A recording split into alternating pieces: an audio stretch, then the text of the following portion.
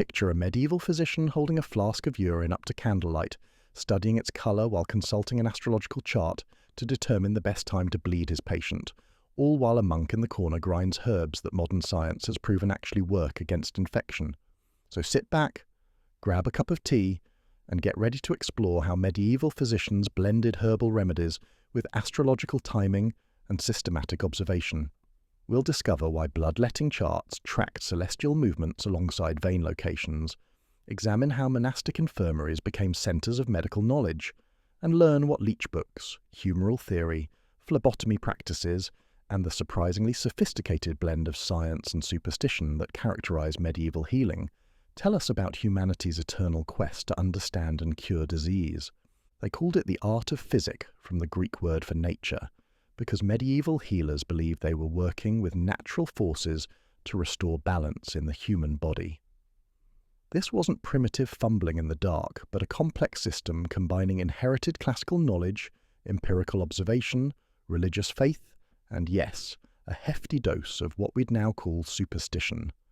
Medieval medicine operated on fundamentally different principles than modern practice, yet it kept people alive for 1,000 years, developed remedies we still use today, and created institutional frameworks that evolved into modern hospitals. Understanding medieval medicine requires setting aside our assumptions about what constitutes legitimate healing and examining a worldview where the movements of planets mattered as much as the properties of plants. The foundation of medieval medical theory rested on the doctrine of the four humours, inherited from ancient Greek physicians like Hippocrates and Galen. According to this theory, the human body contained 4 essential fluids: blood, phlegm, yellow bile, and black bile. Health depended on maintaining these humours in proper balance.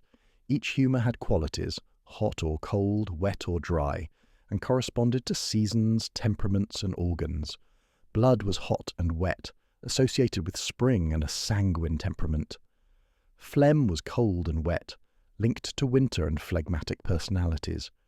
Yellow bile was hot and dry, connected to summer and choleric dispositions.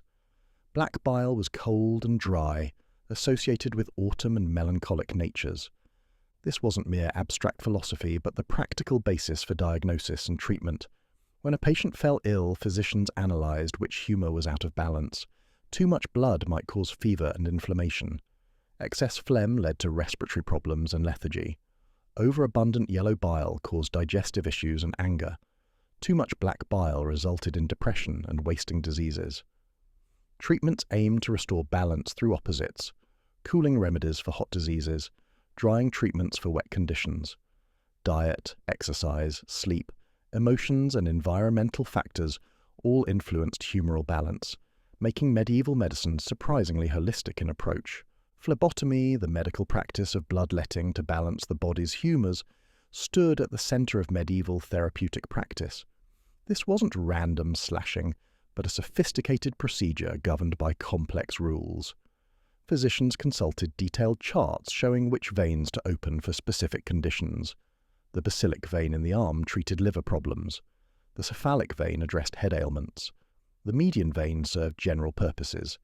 The amount of blood drawn varied by patient constitution, disease severity, and astrological considerations. A robust young man might lose a pint or more, while delicate women and elderly patients received gentler treatment. The tools of bloodletting revealed medieval medical sophistication. Phlemes, spring-loaded lancets, made precise incisions. Cupping glasses created suction to draw blood. Leeches provided gentle, controlled bleeding for delicate areas like around the eyes. Scarificators made multiple small cuts simultaneously. These weren't crude instruments but carefully crafted tools, often decorated and preserved in special cases. Barber surgeons who performed bloodletting underwent apprenticeships learning anatomy, technique, and the all-important skill of knowing when to stop. The red and white barber pole, still seen today, originated from bloodletting. The red representing blood, the white representing bandages.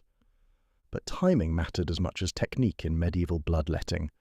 Astrological considerations determined optimal moments for the procedure. The moon's phases influenced blood flow. Waxing moons increased fluids, making bleeding more effective, while waning moons reduced them. Each zodiac sign governed specific body parts. Aries ruled the head, Taurus the neck, Gemini the arms, and so on down to Pisces governing the feet. Bleeding was contraindicated when the moon occupied the sign ruling the affected body part. These calculations required astronomical knowledge and mathematical skill, elevating medical practice beyond mere craft to learned profession.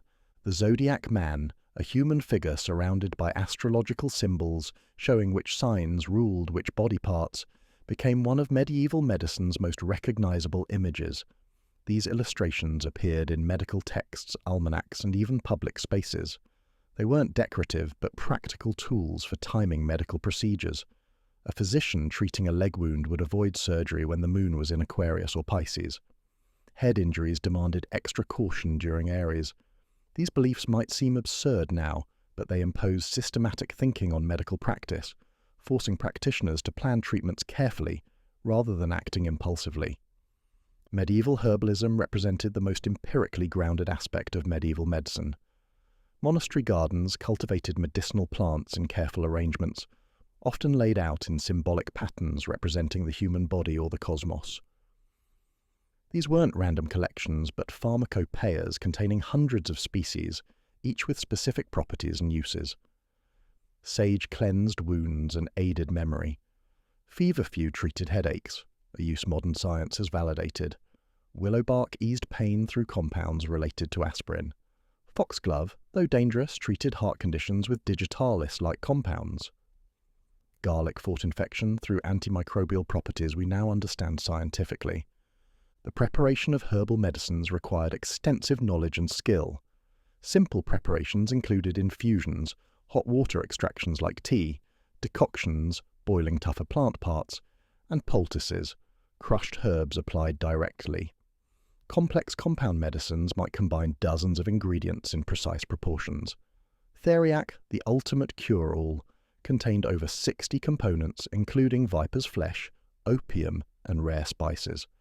These weren't random mixtures, but recipes refined over centuries, with substitutions carefully noted for unavailable ingredients. Storage mattered too. Dried herbs hung in ventilated spaces, tinctures stored in glazed pottery, oils kept in dark places to prevent rancidity. Leechbooks, medieval medical texts combining remedies, theory, and practice, preserved and transmitted this knowledge.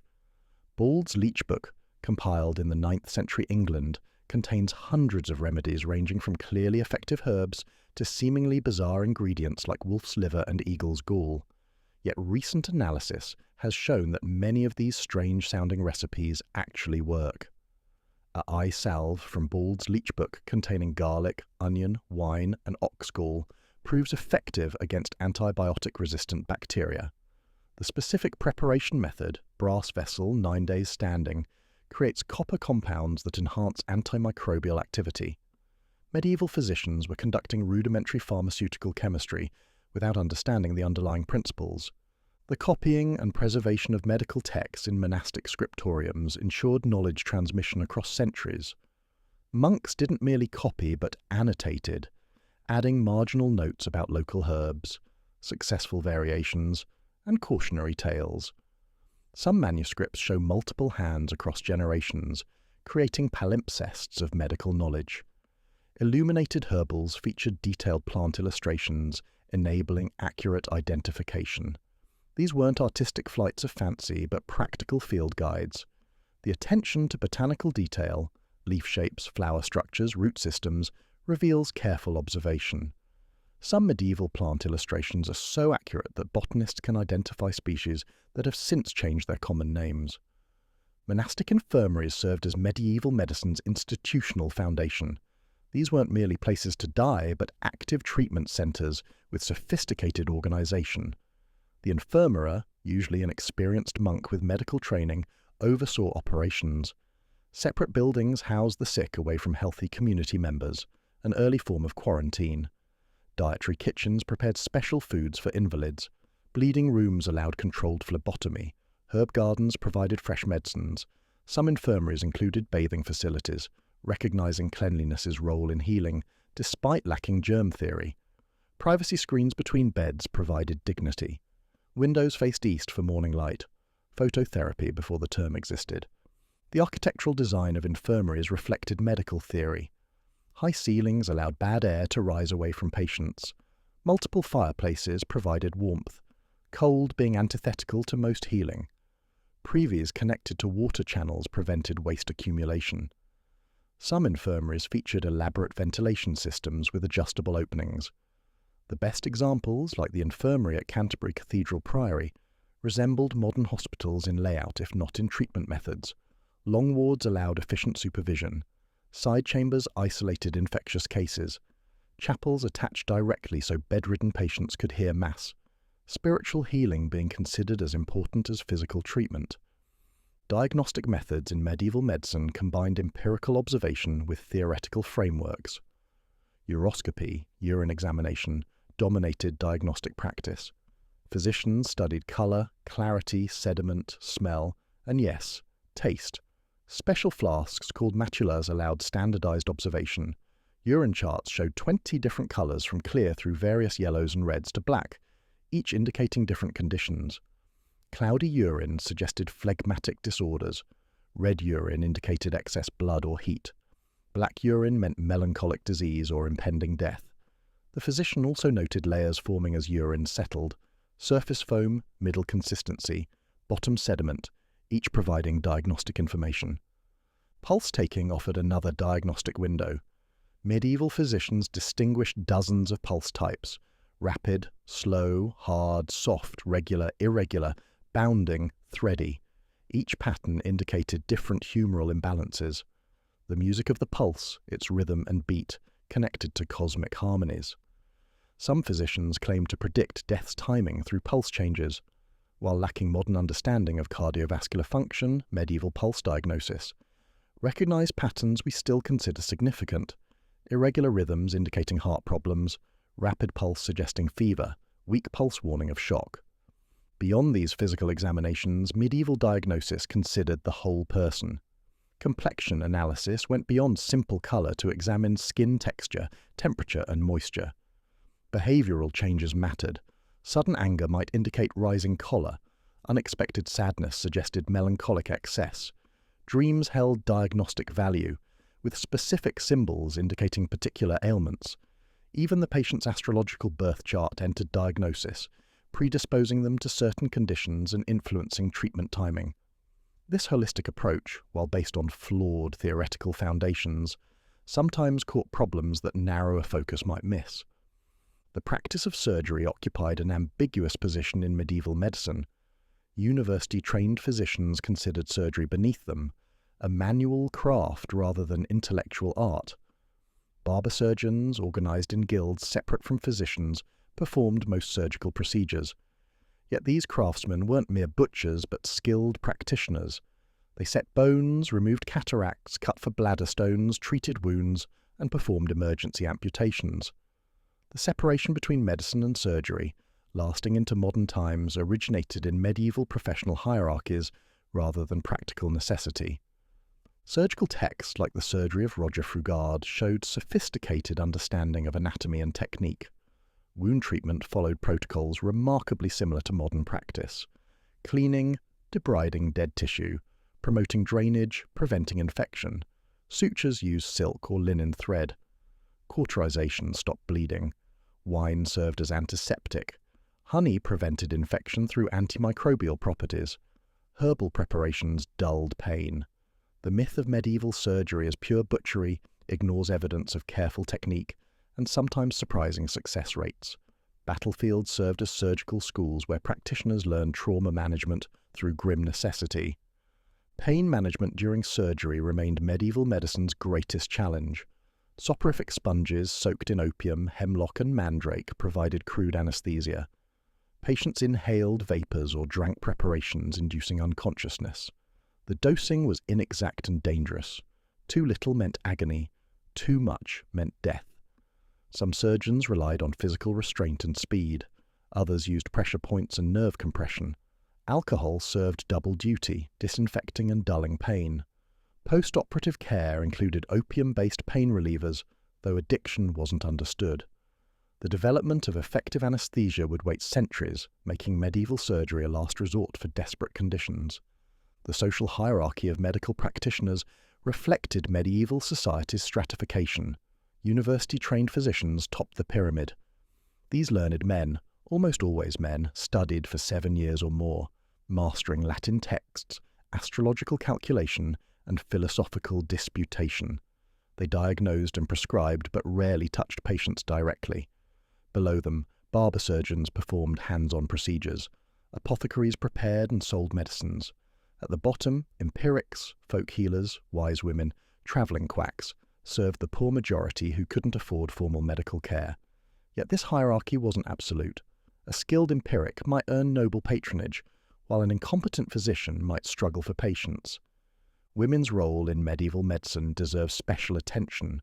Formally excluded from universities, women couldn't become physicians in most of Europe.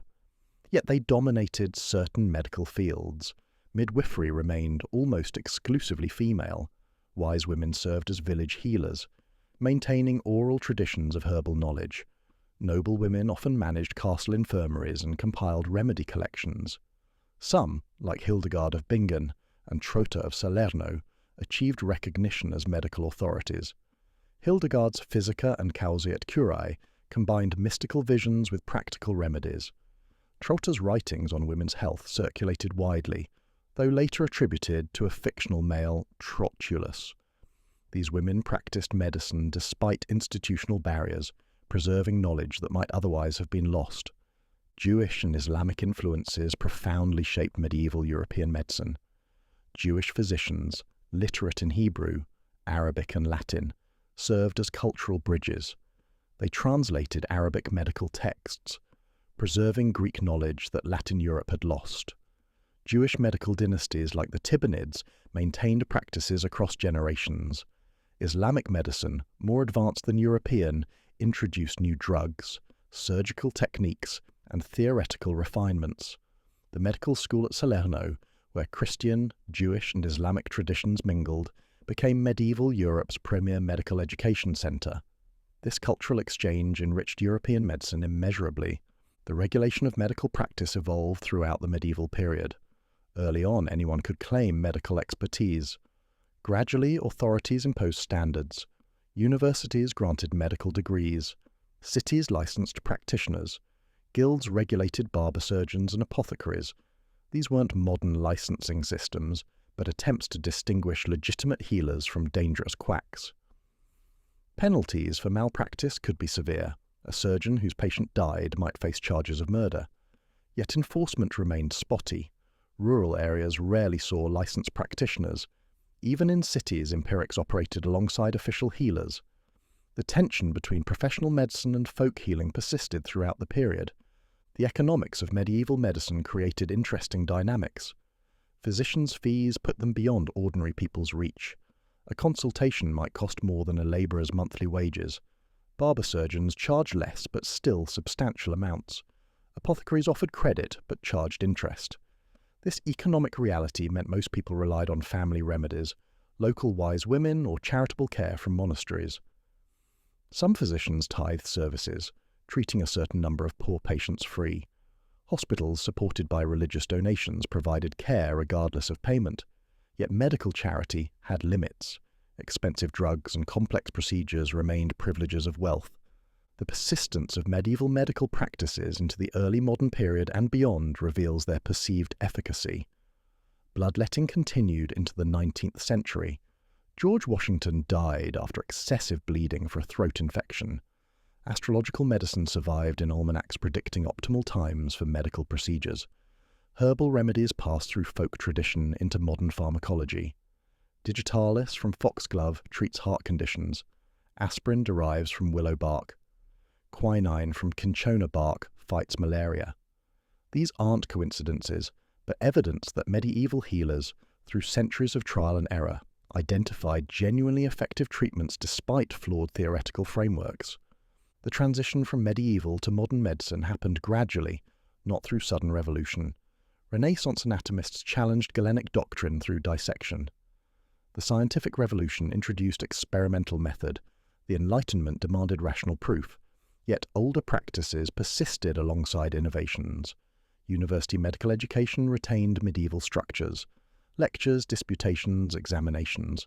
Hospitals evolved from monastic infirmaries. Professional organisations descended from medieval guilds. Even modern medical ethics echo medieval concerns about competence, confidentiality, and charitable care. We stand not in opposition to medieval medicine, but in continuity with it. Evaluating medieval medicine requires nuanced judgment. By modern standards, much seems absurd. Planetary influences, humoral imbalances, bizarre ingredients. Yet dismissing it entirely ignores genuine achievements. Medieval healers recognized disease patterns, developed effective remedies, created institutional frameworks, and maintained systematic approaches to health. They lacked germ theory, but practiced quarantine. They misunderstood circulation, but recognized pulse significance. They couldn't explain why many herbs worked, but documented which ones did. Operating within their worldview's constraints, they achieved remarkable successes alongside inevitable failures. The psychological aspects of medieval medicine merit consideration. The placebo effect, healing through belief, operated powerfully when patients trusted in humoral theory and astrological timing. Ritual bloodletting might provide psychological relief even if physiologically harmful. Pilgrimage to healing shrines combined physical exercise, social support, and spiritual hope. The medieval healers' elaborate procedures, urine examination, pulse-taking, astrological calculation, created therapeutic theatre that enhanced treatment effects. Modern medicine, focused on biochemical mechanisms, sometimes forgets healing's psychological dimensions that medieval practice instinctively incorporated. Medieval medical texts reveal touching humanity alongside scientific content. Marginalia include prayers for patients, frustration over failures, joy at successes. One physician notes trying everything for a child's fever, concluding sadly, God took him despite our efforts. Another records a remedy that worked wonderfully, thanks be to God. These weren't detached clinicians, but healers emotionally invested in outcomes. Case histories show similar engagement, detailed observations of individual patients, modifications of standard treatments for specific circumstances, follow-up notes on long-term results. The stereotype of medieval medicine as impersonal and formulaic crumbles before such evidence. The visual culture of medieval medicine, illuminated manuscripts, woodcuts, wall paintings, served pedagogical and practical purposes. Anatomical illustrations, while often schematic, taught basic structures. Zodiac men reminded practitioners of astrological considerations. Herb drawings enabled plant identification. Surgical diagrams showed technique. These images weren't mere decoration, but working tools, often showing wear from repeated consultation. Some manuscripts feature volvelles, rotating paper discs, allowing calculation of planetary positions. Pop-up anatomical diagrams showed organ relationships. Medieval medical texts were multimedia teaching tools, combining text, image, and interactive elements. What lessons does medieval medicine offer modern practitioners? First, the importance of systematic observation. Medieval physicians carefully documented symptoms, treatments, and outcomes, building empirical knowledge despite flawed theories. Second, the value of holistic approaches. Considering diet, emotion, environment, and spirituality alongside physical symptoms sometimes revealed connections narrow focus might miss. Third, the significance of institutional frameworks. Monasteries, universities, and guilds created structures for knowledge preservation and transmission. Fourth, the need for humility. Medieval healers knew their limitations, invoking divine aid and accepting mysterious failures. Modern medicine's power can breed arrogance. Medieval practice reminds us that healing remains partly mysterious. The story of medieval medicine is ultimately about human beings confronting suffering with available tools and concepts.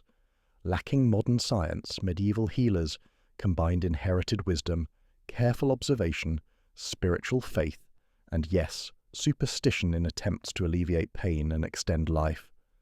They made mistakes. Bloodletting probably killed more than it cured. Astrological timing delayed needed treatments. Yet they also achieved successes, identifying medicinal plants, developing surgical techniques, creating care institutions. Most importantly, they maintained hope and compassion in the face of limited knowledge and overwhelming need. As you finish your tea and reflect on this journey through medieval healing, consider how future generations might judge our medicine. Will they mock our chemotherapy as we mock bloodletting? Will they wonder at our faith in pharmaceuticals as we wonder at faith in astrology? Medical knowledge advances, but the human condition remains constant. We sicken, suffer, and seek healing. Medieval physicians, with their Leechbooks and lunar charts, their herbs and humoral theories, were engaged in the same fundamental enterprise as modern doctors. They brought what knowledge they had to bear on human suffering, succeeding sometimes, failing often, but never ceasing to try. The medieval medical manuscript closes, its vellum pages full of remedies botanical and astrological, prayers and procedures, successes and failures. The zodiac man gazes from the page, mapping cosmic influences on human flesh. The urine flask sits empty, awaiting the next patient's sample. The herbs dry in the infirmary rafters, their medicinal properties preserved for future need. These artifacts of medieval healing remind us that medicine is as much art as science, requiring not just knowledge but wisdom, not just technique but compassion. In wrestling with disease and death using imperfect tools and incomplete understanding, medieval healers showed the same courage required of every generation's physicians. Their legacy lives not in their theories, but in their determination to heal despite uncertainty, a determination that defines medicine in any age.